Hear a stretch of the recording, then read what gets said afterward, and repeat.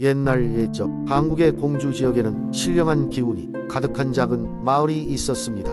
그 마을은 울창한 산과 맑은 강으로 둘러싸여 있었으며 마을 사람들은 자연과 조화롭게 살아가고 있었습니다.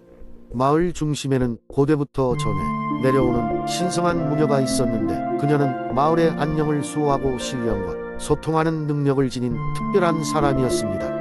어느 날 마을에 거대한 위협이 다가오고 있다는 소문이 퍼졌습니다. 서쪽 숲 깊은 곳에서 불길한 존재들이 잠에서 깨어나고 있다는 것이었습니다. 이 소문은 점차 사실로 드러났고 마을 사람들은 두려움에 떨기 시작했습니다. 그 존재들은 밤이면 마을을 어둡게 덮으며 마을의 자원을 조금씩 훔쳐가려 하고 있었습니다. 마을 사람들은 무녀에게 도움을 요청했고 그녀는 정령들의 지혜를 빌려 마을을 지킬 방법을 모색했습니다.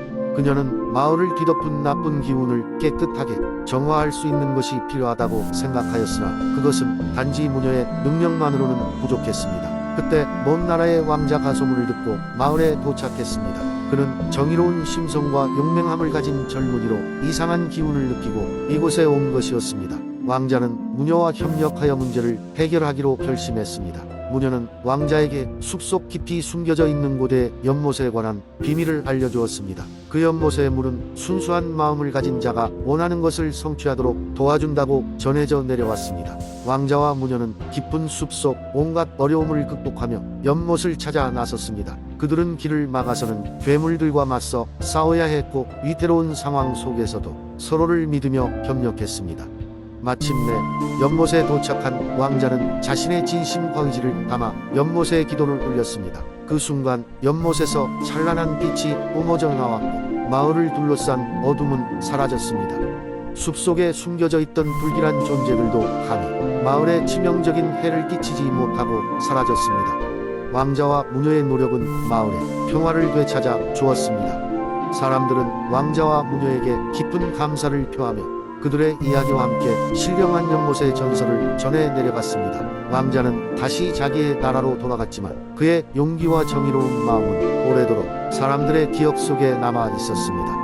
이렇게 공주의 작은 마을은 다시 평온을 되찾았고 사람들은 왕자와 무녀의 전설적인 이야기를 뒤로한 채 행복하게 살아갔습니다. 시간이 흘러도 이 이야기는 공주 지역에서 전해져 내려오며 새로운 세대에게도 교훈과 희망의 이야기가 되고 있습니다. 두 번째 이야기 아득한 옛날 지금의 대한민국 공주 지역에는 아름답고 평화로운 마을이 있었어요. 이 마을에는 특별한 전설이 내려오고 있었는데 그것은 바로 용의 눈물에 관한 이야기랍니다. 어느 날 마을 근처에 드높은 산이 있었는데 그 산 속에 커다란 용이 살고 있다는 소문이 퍼졌어요. 그 용은 마을의 평화를 지키는 수호자였으며 마을 사람들은 그 용을 경외하며 공경했어요. 하지만 시간이 흐르고 마을 사람들은 용의 존재를 잊어버리게 되었고 그 전설 역시 서서히 잊혀졌답니다.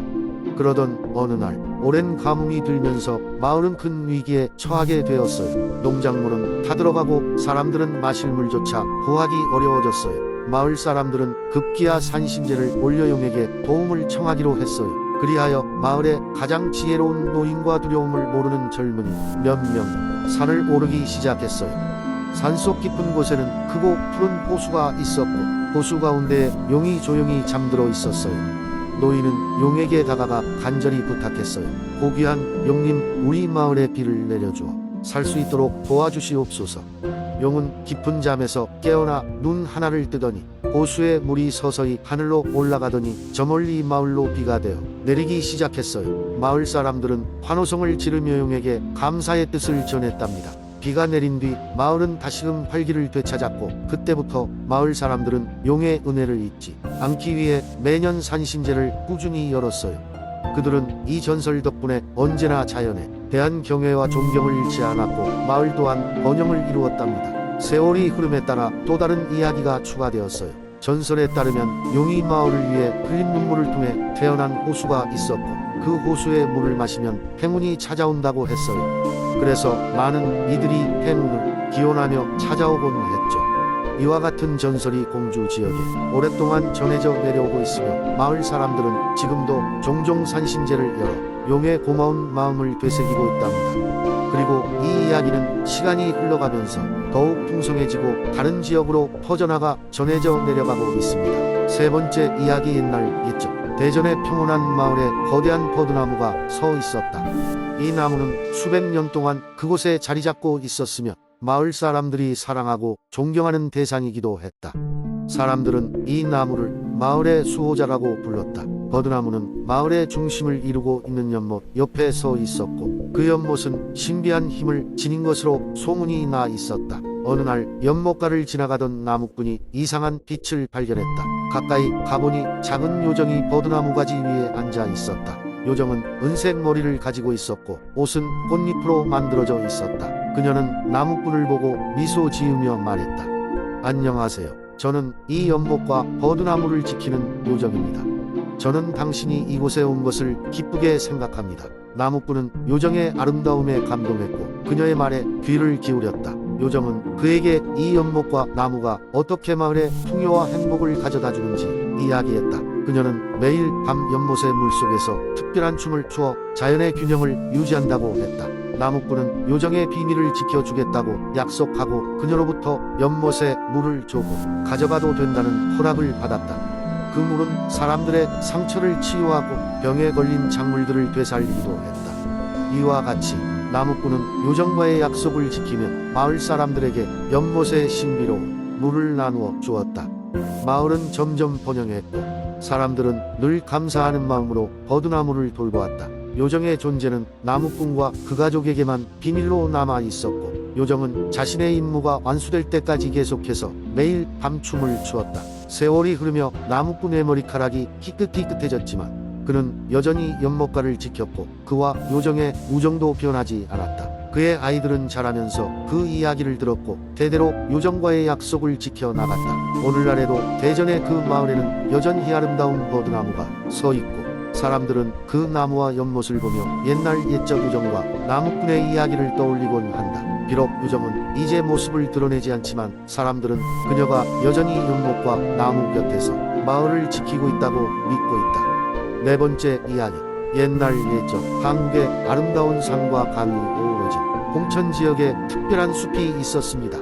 이 숲은 멀리서 보면 일반적인 숲과 다를 바가 없어 보였지만 숲 안에 들어가면 마법과 신비로 가득 찬 곳이었습니다. 이 숲은 홍천강의 매끄러운 물소리와 함께 노래하는 나무들, 은빛으로 빛나는 나무, 그리고 말을 할 수 있는 동물들이 살고 있었습니다.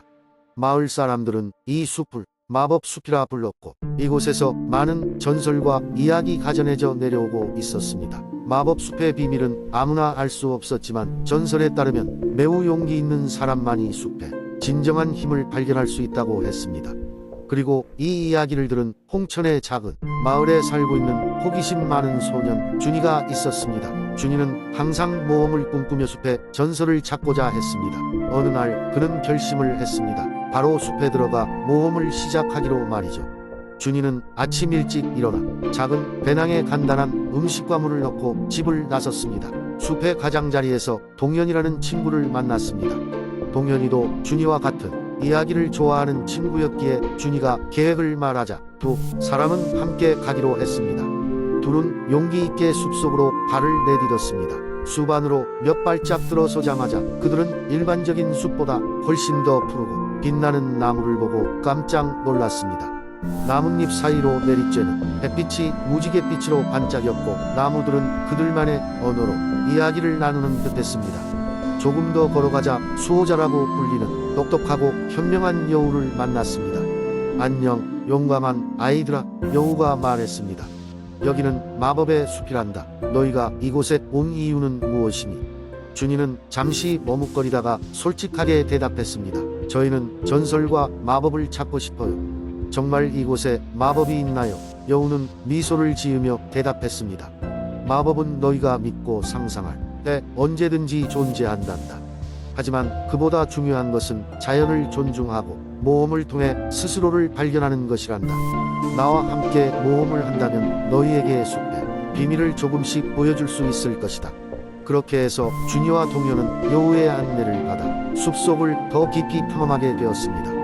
그들은 신비로운 생명체들을 만나고 마법 같은 경치를 구경하며 숲 곳곳에 숨겨진 전설을 따라갔습니다. 이 여정에서 주어진 모든 도전들은 그들의 우정과 용기를 시험했지만 함께라면 무엇이든 극복할 수 있다는 것을 깨달았습니다. 며칠이 지나 준이와 동현은 다시 마을로 돌아왔습니다. 손에는 특별한 아무것도 들고 있지 않았지만 그들의 마음에는 신비로운 경험과 배움이 가득했습니다. 그 이후로 마을 사람들에게 숲에 대한 이야기를 들려주며 자연의 아름다움과 마법의 진정한 의미를 이해하게 되었습니다. 마법 숲의 전설은 영원히 전해졌고 준이와 동현의 모험은 마을 아이들에게 연기와 상상력의 이야기로 남았습니다. 그리고 어딘가에서는 여전히 많은 이들이 숲의 비밀을 찾아 나서고 있다고 말이지요. 5번째 이야기. 옛날 옛적 한국의 대전 지역에 별빛마을이라는 작은 마을이 있었다. 이 마을은 산과 계곡으로 둘러싸여 있었고 밤마다 하늘을 가득 채운 별들이 마을을 부드럽게 밝게 비추곤 했다. 그래서 별빛 마을이라는 이름을 얻게 되었다. 별빛 마을에는 다양한 사람들이 살고 있었지만 그중 가장 눈에 띄는 인물은 바로 어린 소년 한이와 그의 할머니였다. 한이는 호기심이 많고 용감한 소년이었다. 그의 할머니는 마을 사람들 사이에서 지혜로운 이야기꾼으로 유명했다.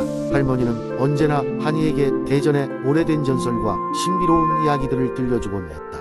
한이는 할머니의 이야기를 들으며 상상의 나래를 펼치며 밤을 지새우는 것을 좋아했다. 어느 날 밤 한이는 할머니에게서 아직 들어보지 못한 새로운 이야기를 듣고 싶었다. 할머니는 미소를 지으며 대전의 오래된 전설 중 가장 신비롭다는 별의 눈물에 대해 이야기해 주었다. 전설에 따르면 마을 근처의 산 깊숙한 곳에 숨겨진 별의 눈물이라는 연못이 있는데 그곳에서 소원을 빌면 별들이 소원을 들어준다고 했다.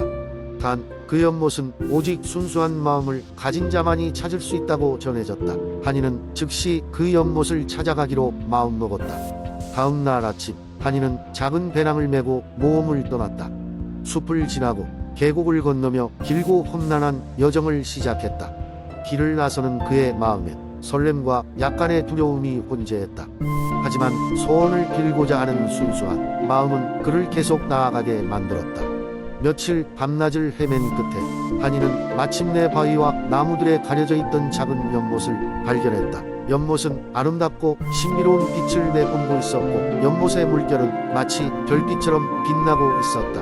한이는 눈을 감고 간절한 마음으로 소원을 빌었다. 부디 할머니께서 건강하게 오래오래 저와 함께 해주실 수 있게 해주세요. 그 순간 하늘의 별들이 더욱 밝게 빛나며 연못 위로 별빛이 쏟아지기 시작했다. 그 별빛은 한이의 소원을 담아 연못에 흡수되었고 평온한 물결로 번졌다. 한이는 자신이 경험한 일이 믿을 수 없을 만큼 놀라웠지만 마음 한구석에는 소원이 이루어질 것이라는 확신이 들었다. 마을로 돌아온 한이는 할머니의 따뜻한 미소와 함께 맞이받았다. 할머니는 한이에게 무슨 일이 있었는지 묻지는 않았지만 그의 눈 속에 비친 순수한 결심을 알아보았다. 그날 이후로 할머니는 더욱 건강해졌으며 한이와 함께 별들 아래서 오래도록 이야기하며 시간을 보냈다고 한다. 그리하여 별빛 마을의 사람들은 이 이야기를 전설로 간직하며 순수한 마음으로 바라는 모든 소원이 결국 이루어진다는 믿음을 다시 새기게 되었다.